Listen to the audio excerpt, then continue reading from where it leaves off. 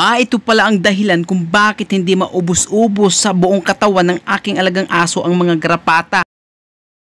Kasi nga sa buong paligid ng aming bahay ay napakarami na pala sa mga sulok-sulok, sa mga singit-singit ng bahay.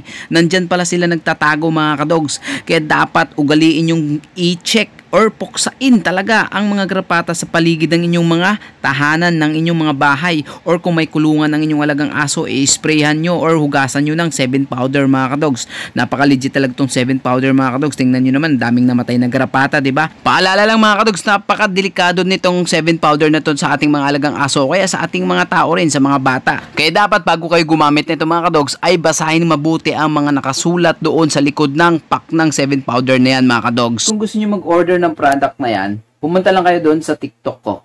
Same video mga kadogs. Doon sa video, makikita ang yellow basket sa bandang ibaba. I-click nyo lang yan mga kadogs at doon na kayo pwedeng mag-order.